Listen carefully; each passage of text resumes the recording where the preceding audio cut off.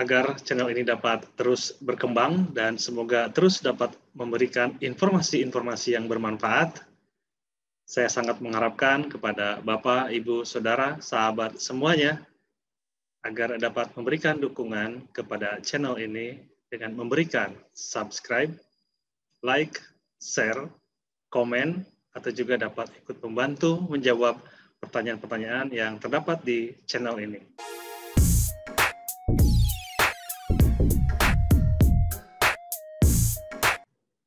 Assalamualaikum warahmatullahi wabarakatuh.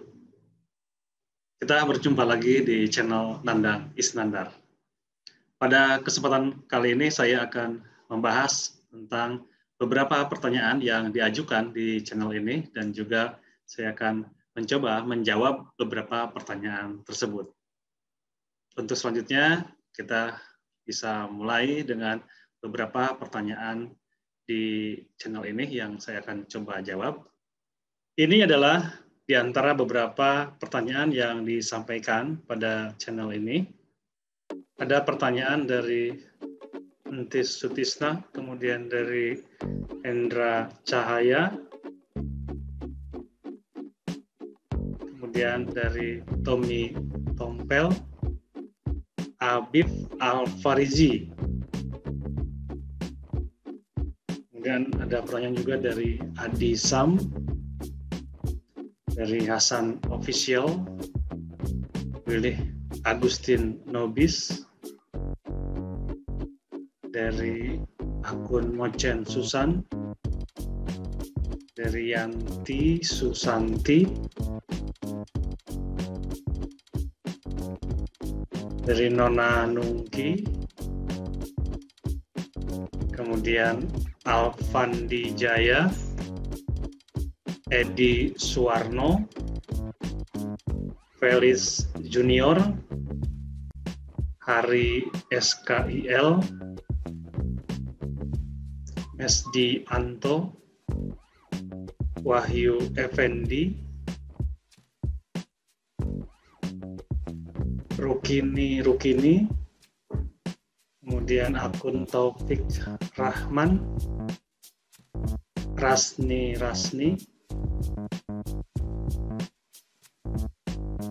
Farhan Mardika, Imam 12, Tri Ramanto, Denny Bolodewo, Asmawet Parlin, Rika Adriana,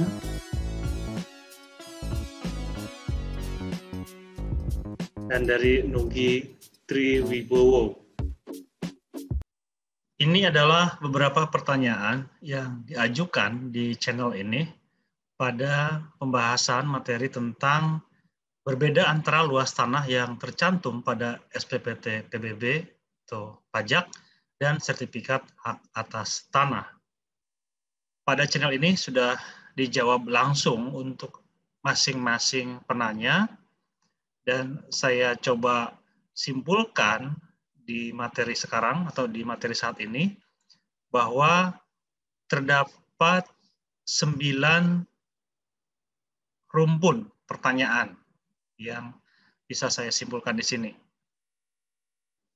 Itulah beberapa pertanyaan yang coba kita simpulkan dan dari pertanyaan-pertanyaan itu saya akan coba menjawab beberapa pertanyaan yang mungkin bisa saya jawab dan semoga jawabannya bisa bermanfaat. Dan jika ada jawaban yang kurang tepat, silakan bisa membantu untuk diskusi di materi ini supaya kita bisa saling menambah pengalaman dan pengetahuan terkait hal ini.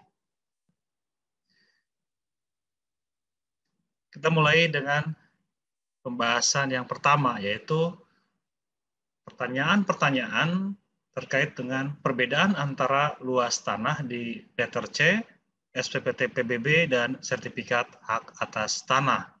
Saya mulai dengan menyampaikan tentang adanya beberapa hal yang dapat menyebabkan perbedaan luas dari hasil pengukuran. Yang pertama adalah tujuan kegiatan pengukuran, yang kedua toleransi kesalahan ukuran jarak dan luas, kemudian skala output hasil pengukuran, kepastian posisi tanda batas bidang tanah, metode pengukuran yang dilakukan, kemudian alat ukur yang dipergunakan, dan kemampuan petugas pengukuran. Untuk kegiatan pengukuran, sertifikat atau untuk pensertifikatan, dibutuhkan adanya kepastian posisi tanda batas bidang tanah, dan diperlukan juga ada kesepakatan antara pemilik bidang tanah dengan pemilik bidang tanah yang bersebelahan. Kemudian perbedaan metode pengukuran yang dilakukan juga dapat mengakibatkan adanya perbedaan luas dari satu atau beberapa objek bidang tanah yang diukur. Kemudian alat ukur yang dipergunakan, semakin teliti alat ukur tersebut, maka akan semakin baik hasilnya. Selanjutnya, kemampuan petugas pengukuran. Perbedaan kemampuan antara petugas satu dengan yang lainnya dapat mengakibatkan perbedaan hasil penghitungan luas. Dapat juga terjadi oleh petugas ukur yang sama, bidang tanah yang sama diukur, beberapa kali bisa jadi ada perbedaan, namun sebatas toleransi yang diperbolehkan. Jadi dengan adanya penjelasan ini, kita bisa menyimpulkan bahwa ada kemungkinan perbedaan hasil pengukuran yang dilakukan dalam satu kegiatan dengan kegiatan yang lainnya. Kemudian bagaimana yang sebaiknya? Yang sebaiknya bidang tanah yang dipungut pajaknya luasnya adalah sesuai dengan bidang tanah yang dimiliki, sesuai dengan sertifikat hak atas tanahnya. Namun pada saat ini belum semua bidang tanah bersertifikat. Masih banyak bidang-bidang tanah yang belum bersertifikat. Sementara bidang-bidang tanah tersebut sudah dimanfaatkan dan sudah dipergunakan. Dan di sisi lain, pemerintah memerlukan pajak, pemungutan pajak terhadap bidang-bidang tanah yang digunakan atau dimanfaatkan tersebut. Seiring dengan berjalannya waktu, mudah-mudahan semua bidang tanah sudah disertifikatkan, sehingga besarnya pajak juga akan disesuaikan dengan luas bidang tanah yang sudah memiliki kepastian hukum. Mengenai tanah giri, perponding, buku C desa, letter C, petok D, SPPT PBB, dan pendaftaran hak atas tanah dapat dilihat di materi di link berikut ini. Di sini dijelaskan bagaimana sejarah tentang pajak dan juga sampai ke kegiatan pendaftaran hak atas tanah.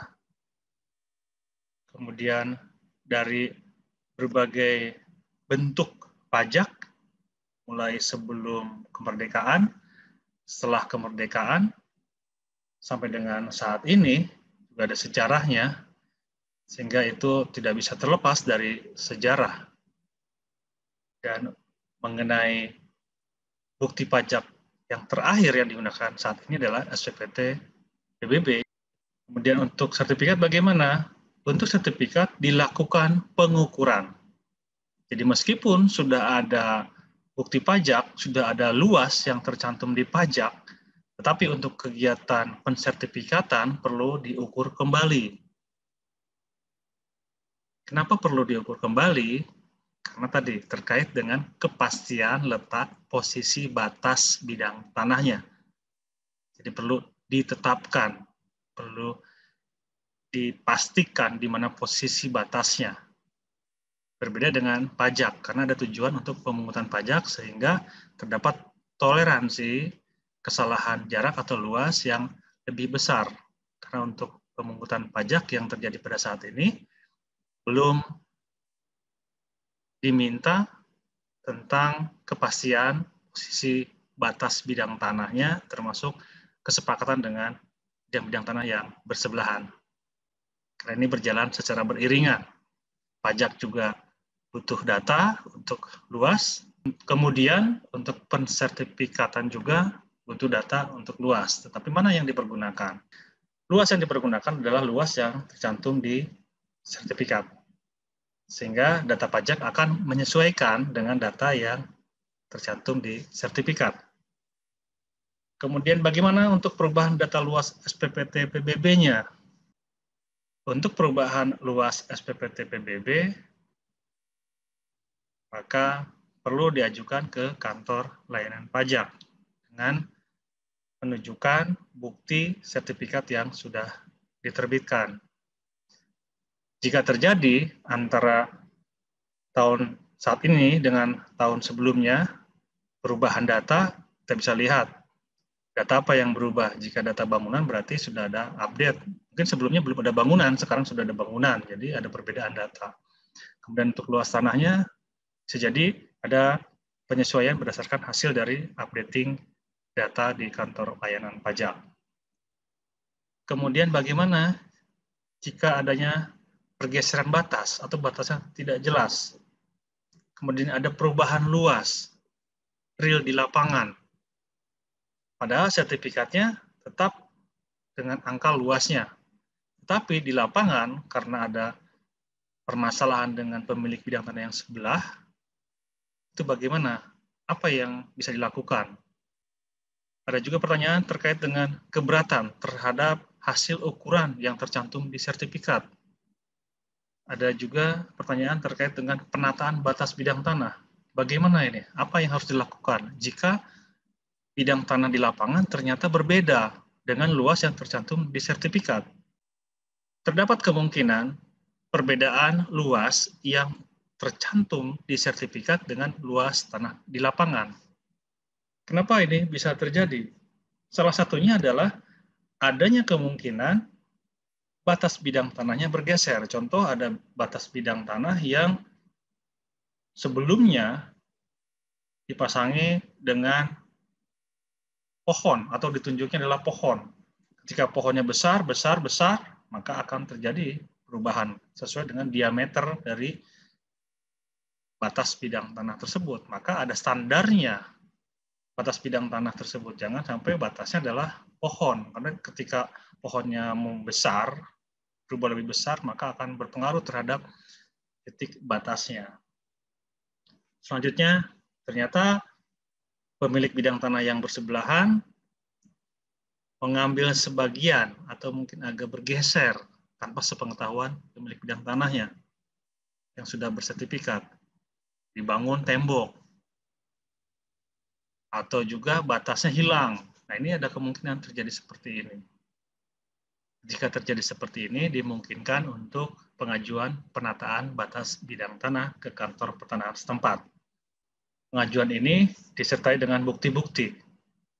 Ini perlu ada kesepakatan kembali di antara pemilik bidang tanah, utamanya bidang tanah yang bersebelahan, termasuk pemasangan kembali patok batas bidang tanahnya yang lebih pasti atau lebih jelas.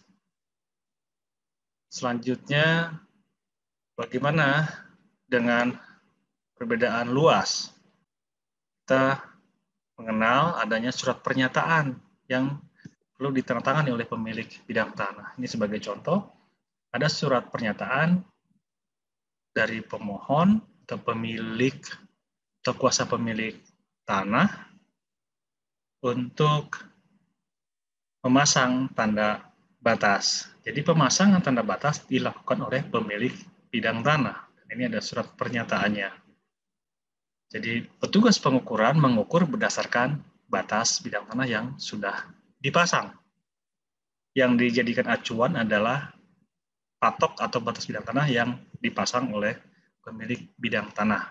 Dengan nanti ada persetujuan dari pemilik bidang tanah yang bersebelahan. Kemudian ada juga surat pernyataan dari pemilik tanah. Jika terjadi perbedaan luas, ada selisih luas, kurangnya berapa, selisih berapa. Nah, ini bisa diajukan keberatan ataukah tidak. Ketika keberatan, maka itu akan diajukan untuk pengukuran ulang. Jika tidak keberatan, maka dianggap data tersebut adalah data yang terakhir, data yang dipergunakan. Pertanyaan selanjutnya adalah terkait tentang perbedaan antara nama pemilik pada sertifikat dengan data atau nama pemilik pada SPPT PBB. Bagaimana bisa terjadi perbedaan antara nama pemilik pada sertifikat dengan data SPPT PBB? Ada sejarah sampai munculnya data di pajak. Kemudian ada juga sejarah sampai munculnya nama di sertifikat. Terdapat beberapa kemungkinan, diantaranya adalah karena sertifikat yang sudah diterbitkan sudah lama, kemudian sertifikat tersebut dipegang oleh pemilik sertifikat tersebut, tetapi tanahnya tidak digunakan atau tidak dikuasai oleh pemilik bidang tanah sesuai dengan yang tercantum di sertifikat, sehingga itu terus digunakan atau dikuasai oleh orang lain. SPPT PBB itu muncul karena terkait dengan siapa yang menggunakan, siapa yang memanfaatkan. Sehingga jadinya ada dua, sertifikatnya atas nama si A misalnya, tapi SPPT PBB atas nama si B. Hal ini terjadi karena bidang tanah tidak dikuasai atau tidak digunakan oleh pemilik yang sesuai namanya di sertifikat. Dan itu berlangsung dalam jangka waktu yang lama, bahkan ada yang sampai turun-temurun. Kemudian terjadi juga pemilik bidang tanah yang tercantum di sertifikat sudah meninggal, dan ahli waris kurang memahami posisi bidang tanah yang terdapat di sertifikat. Bagaimana caranya? Jika saat ini digunakan oleh orang lain, bagaimana cara untuk mengambil alihnya? Saran saya, dicek kembali sertifikatnya, langsung dicek ke kantor pertanahan setempat. Setelah itu dicek jika memang sertifikatnya asli, maka dapat diketahui juga bidang tanahnya di mana karena ada data yang terintegrasi di kantor pertanahan. Jika bidang tanah tersebut sudah diukur dan juga sudah dipetakan, maka dapat diketahui di mana posisinya. Dan dicek kembali di mana posisi bidang tanahnya. Yang perlu saya garis bawahi di sini adalah terkait bidang tanah, kita perlu memahami juga bahwa ada kewajiban dari pemilik tanah untuk menggunakan, memanfaatkan, dan menjaga bidang tanahnya tersebut. Jadi tidak diabaikan, tidak dibiarkan begitu saja sehingga digunakan oleh orang lain. Jadi terkait sertifikat hak atas tanah atau kepemilikan atas tanah, kita tidak bisa melupakan sejarah. Bagaimana sejarahnya? Diperolehnya dari mana? Bagaimana urutannya? Kemudian bagaimana penguasaannya? Bagaimana penggunaan tanahnya? Kemudian bagaimana tentang pajaknya? Atau bisa jadi ada terjadi peristiwa hukum, misalnya ada gadai atau sejenisnya, namun tidak tersampaikan kepada ahli warisnya. Namun hal ini perlu diurut kembali tentang permasalahannya. Perlu dilihat sejarahnya dan juga mengenai hal ini mungkin pengadilan yang lebih paham ya ketika sama-sama saling membuktikan atau menunjukkan alat buktinya. Selanjutnya, pertanyaan terkait dengan pengajuan pendaftaran tanah berdasarkan alat bukti SPPT. Apakah bisa? Kemudian, bagaimana jika tanahnya sudah bersertifikat? Sertifikat sudah terbit dan belum pernah dialihkan atau diperjualbelikan. Sertifikatnya sudah lama, kemudian ada SPT atas nama orang yang berbeda, dan SPT ini diajukan untuk diterbitkan sertifikat. Bagaimana jika terjadi hal ini? Berdasarkan PP 24 tahun 1997, memang ada ketentuan tentang jika seseorang menguasai, menggunakan tanahnya dengan etikat baik selama 20 tahun atau lebih, maka dapat mengajukan untuk pensertifikatan hak atas tanah. Tapi tidak serta-merta ketika seseorang memiliki bukti SPPT PBB, kemudian selama 20 tahun langsung bisa diterbitkan sertifikatnya. Karena diperlukan surat-surat lainnya atau bukti-bukti lainnya. Ada surat-surat pernyataan atau surat keterangan yang perlu diketahui oleh aparat pemerintahan desa setempat yang memahami tentang sejarah dari bidang tanah tersebut. Ada surat pernyataan penguasaan fisik bidang tanah sporadik di sini dicantumkan, juga surat keterangan dari kepala kelurahan atau kepala desa terkait dengan sejarah atau riwayat kepemilikan tanah tersebut. Jadi tidak serta-merta ketika memiliki SPPT PBB otomatis dia jadi sertifikat. Ada juga data-data yang perlu ditambahkan di proses pensertifikatannya, sehingga ada proses di sini tentang penelitian. Nanti ada panitia yang akan memeriksa kebenaran dari data yang ada terkait sejarahnya. Karena ada kemungkinan juga bidang tanah tersebut sudah bersertifikat. Kemudian juga ada surat pernyataan tidak sengketa yang diketahui oleh aparat setempat. Kemudian jika itu adalah menggunakan akta, ada surat pertanggungjawaban penandatanganan akta. Kemudian juga jika ada akta-akta yang mendukung untuk peralihan tersebut juga bisa dilampirkan untuk menunjukkan bahwa ada peralihan dari pemilik yang sebelumnya. Kemudian ada surat pernyataan kesaksian atas tanah dan surat pernyataan pemasangan dan penetapan tanda batas. Terima kasih atas perhatiannya dan semoga materi ini bermanfaat. Assalamualaikum warahmatullahi wabarakatuh.